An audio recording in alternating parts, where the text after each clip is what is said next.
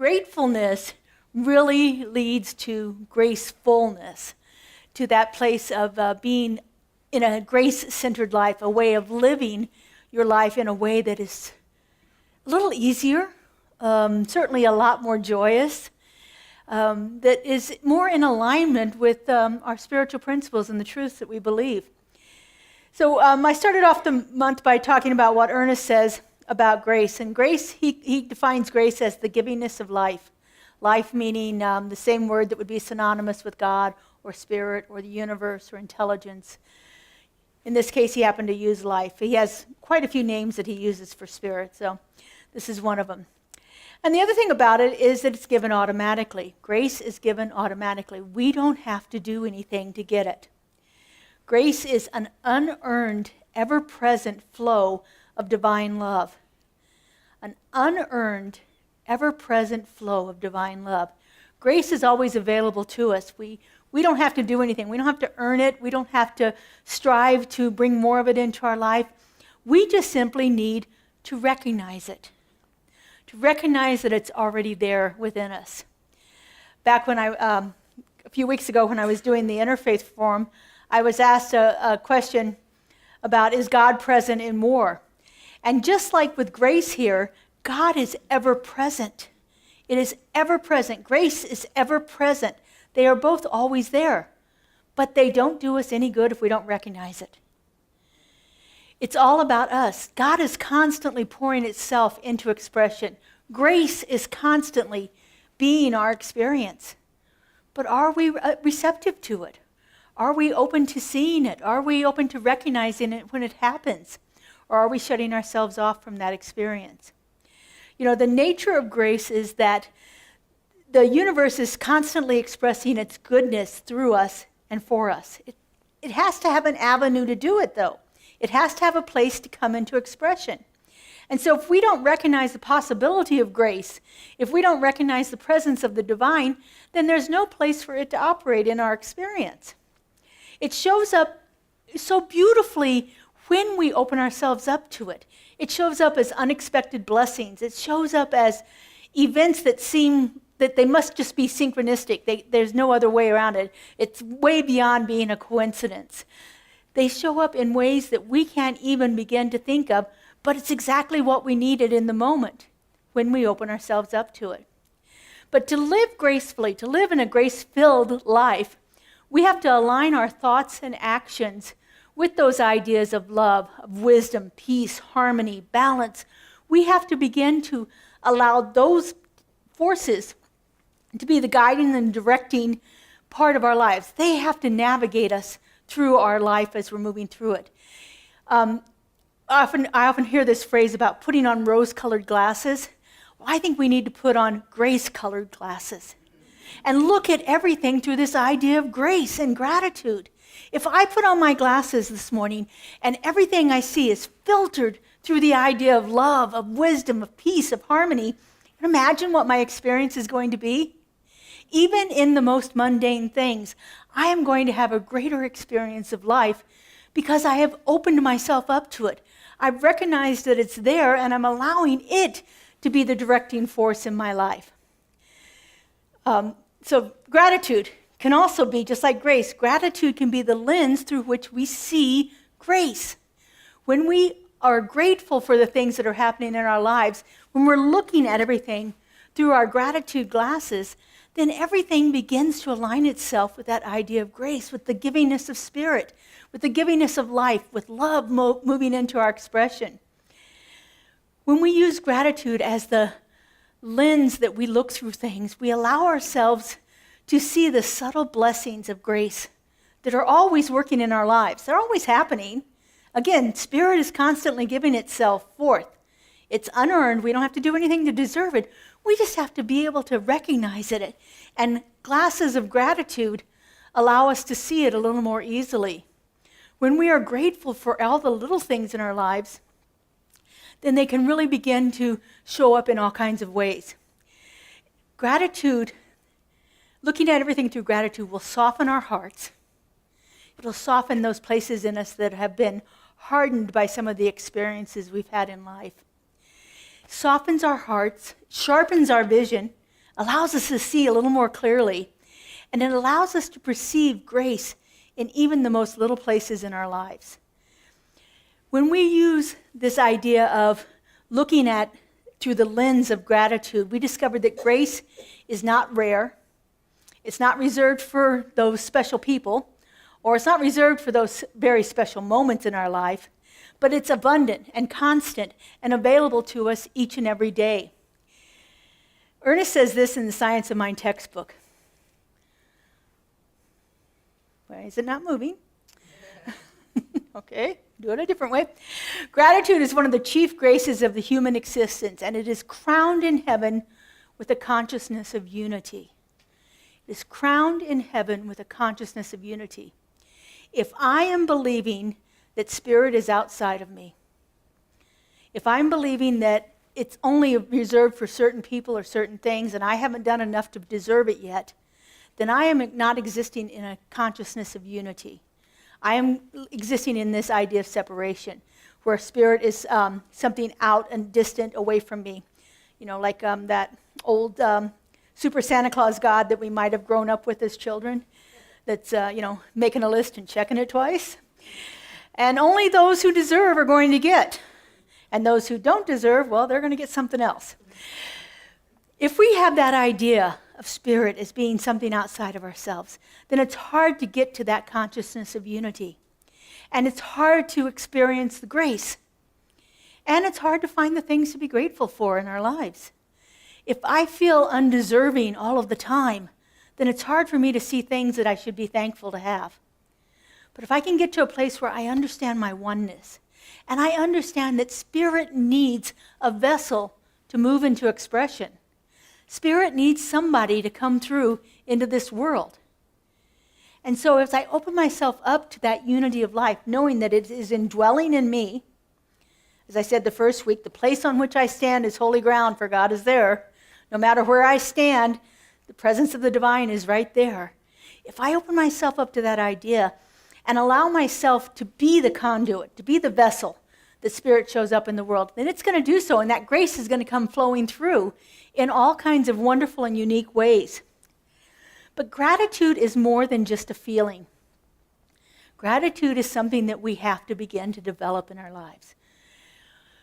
It's easy to say that. When we're in challenge, sometimes it's a little difficult to find the things to be grateful for. You know, I think I've told you this before, in ministerial school, they gave us a little acronym. They called it a FOG, which was another frickin' opportunity for growth. To look for those ideas of things in our lives where it's an opportunity for us to experience change in our lives and to be grateful for those. To be grateful for that fog when it occurs in our life. To be grateful for those things, because inside of every single challenge, there's a blessing in there.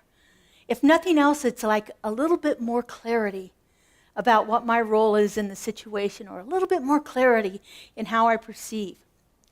But gratitude is more than just a feeling here. We have to begin to live in gratitude. And the first thing that we do to live in gratitude is we have to begin to live in the present moment. Gratitude doesn't exist in the past. We can be thankful for things that happened back there, but the thankfulness, what I'm experiencing, is the feeling right now. It may have been something that's done and gone, but I'm feeling it right now. I can't be grateful for things in the future because the gratitude is happening right now. It is a total present moment mindful activity. Gratitude anchors us in the now, and it teaches us to appreciate what is rather than what we would like it to be, or what we wish it could be, or what we would rather it had been in the past. Gratitude is about a present moment feeling. Gratitude is that process that will align us with Spirit. Gratitude will teach us that oneness. If nothing else, whenever you feel that well of gratitude come up in you, thank you, God. Thank you, God. Thank you for this blessing. Remembering our affirmation from today, God's grace is thy sufficiency in all things. Give thanks for it. When we give thanks, we affirm our relationship with this divine goodness. When we express that gratitude, even if it's silently in our own mind, we are affirming our oneness with Spirit. And then the other thing that we have to do to use gratitude as a spiritual discipline is to understand the transformative power of gratitude. Gratitude shifts our inner world. It shifts how we feel inside. And that, in turn, shows up in our outer world. By helping us perceive things, even the most mundane experiences, as some kind of a sacred moment, we shift how we feel about it, and we begin to catch a glimpse at the power that's working through us all the time. So gratitude doesn't change how we hit it twice that time. Gratitude doesn't change how we perceive our circumstances. Gratitude doesn't change our circumstances, it changes how we perceive our circumstances. There could still be turmoil and conflict going on, but if in that moment I shift myself to, well, thank you for this opportunity to learn something different. And thank you for this opportunity to grow. Thank you for the clarity that I'm receiving through this situation. If we can turn it into that, then those challenges in our lives become an opportunity for growth. And an opportunity for growth is always a good thing. Gratitude doesn't change the circumstances, it changes how we perceive them. It clears away the negativity, it clears away a lot of the worry, and it allows us to focus on the beauty and the opportunities that are always available for us in the moment. Again, looking at gratitude through a lens of gratitude. If my glasses are dirty, I'm not going to see things very clearly. And so the dirt that I'm putting onto my glasses would be the worry and the fear and the anger and the distrust and all of the things that are happening. But if I can clear those away, get out my good old lens wipes and just smear those things all to pieces so that they're nice and bright and clear, and I can see with a different focus. I can see through that lens of gratitude in a way I couldn't see before. And I begin to perceive things differently. And when I perceive the things differently, it naturally follows that the things will begin to change because I am no longer the same in that situation. I am now taking a new me into the same situation there, and I can begin to experience it that way for myself. The more we practice gratitude, the more clearer our vision becomes, the more we see life as how it truly is, full of grace. Constantly giving itself. Life is constantly giving itself forth into expression in our lives. This has been pretty difficult as we move through some of these experiences in our life right now, through these challenging times, however you define challenging in your circumstances right now. But if we can begin to find gratitude there and find grace in the situations, we can begin to perceive them differently. You know, it's one of the ironic things that oftentimes the more challenging our life is, the more gratitude we can apply to it, the more grace we're going to find in it. And so, you know, it doesn't mean we want to bring more challenges into our life, but when we have the opportunity to experience them, then we do it with gratitude, we're going to be able to see a little bit more grace. Gratitude, again, just like forgiveness and some of the other practices, doesn't deny the problem. It doesn't deny the pain that you may be feeling. It doesn't deny the hardship you may be going through. But it's about finding those little threads of goodness that are available in there. Even if the goodness is, well, I understand this situation a little bit deeper now than I did before. I can see this situation with a little more clarity than I was able to before I was facing this challenge. When we begin to take a look at our challenges in life and experience them with grace and gratitude, we can begin to have a different experience. When I think of this, I think back to the challenge that I had with a cancer experience about 10 years ago. And I was presented with this experience, and it was pretty devastating at the moment. I had recently lost a brother to cancer, and there were a lot of challenges in my life. And I remember having about 3 hours of just mind-numbing kind of fear and worry about it. And fortunately, I had the wherewithal and the foresight to go to my spiritual mentor. At the time, I just drove right from the doctor's office over to her house. And I sat with her, and really in about 3 or 4 hours, I was able to reframe the situation. Didn't mean the cancer went away right then. It didn't mean that anything else, but I could see threads of goodness that were available to me in the situation. And what it prompted me to do was to do a lot of digging into some spiritual practices I could incorporate into my life. I happened to find Joe Dispenza's work, and he had this wonderful 45-minute meditation that I would put on every morning, and I would actually begin to commune with my cells in my body. Because I thought, well, cancer's, cells that have gone awry, cells that have taken a different path and done something they shouldn't have done in my life. So if I can talk to my cells, if I can commune with my cells, then I can begin to have a different experience of that in my life. And so I was studying, I was in ministerial school at the time, and so we had just taken quantum physics. And in quantum physics, they talk about the morphogenetic field. Now, I've done a lot of research on the morphogenetic field since then, and it's a theory. It's not a real thing out there. It's a theory, and there's no proof about it. But it was an idea in my mind that really stuck with me. So the morphogenetic field is, when a sperm and an egg meet, they form one cell, right? Think back to your old biology. So the sperm and the egg meet, one cell is formed. Very quickly, that cell divides into 2 cells, and then those 2 cells into 4 cells into 8 cells, and so on and so on. But they're all the same kind of cell. So something starts to happen that tells the cells, okay, you're going to be a heart cell, you're going to be a brain cell, you're going to be a skin cell, you're going to be a skeleton cell. The morphogenetic theory is that the blueprint for what those cells are going to be is in the morphogenetic field. Okay? So I did my communing with the morphogenetic field because I thought that's where the cells are produced. That's where they're told what kind of cells to be. I want my guidance to go to those kind of cells so that I can commune with them to become perfect cells. And they did. They did. If I could have described the best cancer experience in the world, mine surpassed it. It really did. It was a very simple, easy procedure. A little surgery, a little radiation. I was good. 10 years later, I'm still good. There's no worries there. But what I am so grateful for is that practice, because I have used that practice in so many different ways.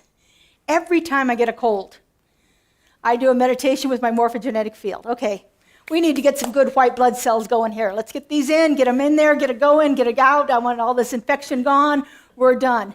When I have a muscle ache with my knee, when my knee went out, I communed with the morphogenetic fields because I needed good ligaments and tendons and cartilage to be forming in my knee. If we sit here and we realize that our bodies, our cells in our bodies are replaced, well, the entire body has all brand new cells every 8 years. Skeleton cells take the longest, but your skin cells and some of the other cells, a year or 2, and they are all brand new cells. So if I'm doing my work at that cellular level where they're being formed, what a wonderful experience. And I tell you, it has been amazing for me. But I had to find the gratitude in the experience of having a diagnosis of cancer before I could ever get to a place where I could do the work, where I could allow myself to see the grace that was involved in it. And so finding those ways that we can be grateful in the most challenging situations we experience in our lives will begin to allow us to have a different experience of it. Grace and gratitude are wonderful when things are going great, but they are so much more powerful when we're in a challenge.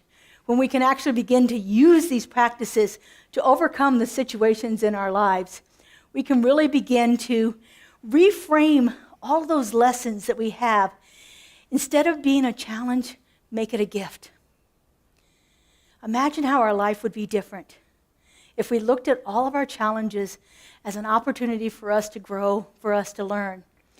By cultivating gratitude, we open ourselves up to all the insights that are available. If we're in the place of anger and fear and distrust and all of the things that go along with challenging situations, we're not open to it. We're seeing the grace. We're not open to the gratitude that's possible there. This grace can reveal itself as a hidden strength It could reveal itself as a supportive friend who comes to help you move through the challenge. It can reveal itself as a valuable life lesson. That lesson that I learned with going through that cancer experience has been a lifelong lesson. I use it all the time because of that. Gratitude allows us to see these things as gifts, even when we're stuck in the challenge. Just beginning to open ourselves up to a grateful heart allows us to catch glimpses of it. And the more little glimpses we feel, the more easy it is to experience that gratitude and to let it grow inside of us. When we feel like life is so overwhelming, gratitude reminds us what's still good in our lives, what's still working really well in our life. It reminds us of the things that are constant in our life. And this recognition of all of that can restore the hope that we feel, and it can reveal the quiet workings of grace. Gratitude and experiencing gratitude in challenging times actually builds our resilience and allows us to experience life in a different way. A grateful heart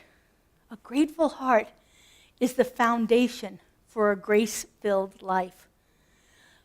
Without the grateful heart, we're never going to get to that place of grace in our lives.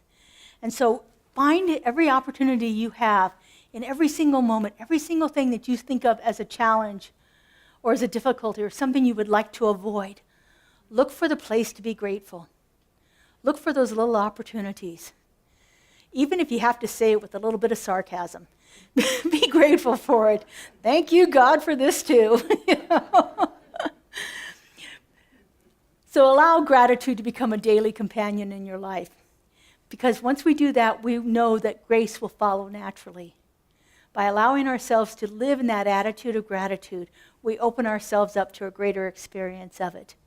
When we live with gratitude and grace, we align ourselves with the highest expression of our divine nature.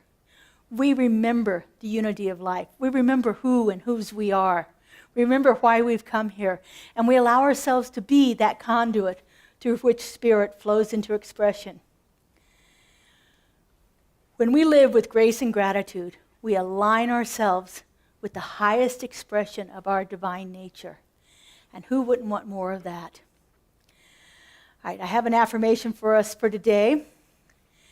So would you repeat with me, please?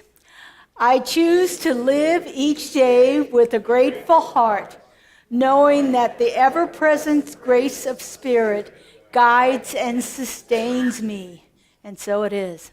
All right, let's take this into prayer. I invite our practitioners to stand and surround us. Our licensed spiritual practitioners spend 4 years in study, learning spiritual truths and principles, living from that grace-filled life. You can ask any one of them, and they can tell you all about gratitude and grace. All right, if you would just relax into your seat. Maybe let your shoulders drop. Expand your chest and open yourself up to the presence of the One. That one, all-pervading love intelligence, is the creator of all that has ever been and all that is yet to be. This one power and this one presence moves itself into expression as love, peace, clarity, and harmony. It is a creative intelligence that has brought forth each one of us into expression to be the conduit through which it flows into life. And so I know that each one of us is that place where God shows up in the perfection and the wholeness, in that love, that beauty, that peace, that harmony, that wisdom. I know that is the truth of who each one of us is right here and right now. And so knowing this truth, I speak my word. I know that each one of us is a place for gratitude to show up in the world. I know that each one of us has within us that willingness to open up to be the highest and greatest expression of the divine as only we can. I know that this perfection and this wholeness is moving itself into expression through all the things that we do, through everything that we are, through each and every one of our experiences, the challenges and the good times. I know that God is ever present, and it's always looking for an outlet to give more of itself to this world. And how good it is to know this, how good it is to feel this happening right now, how good it is to see it in the lives of this community. And so I just release this word into the law, into that perfection that knows no end. I let it go and I let it be. And together we say, and so it is.